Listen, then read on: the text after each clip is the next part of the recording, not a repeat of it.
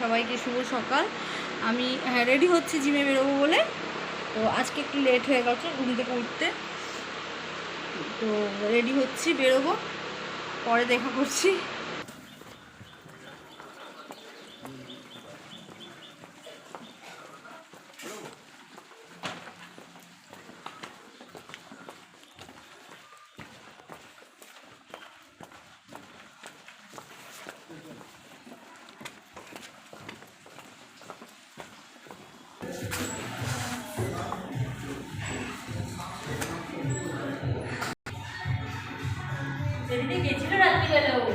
পৌনে একটার সময় এসছে, বুঝলি?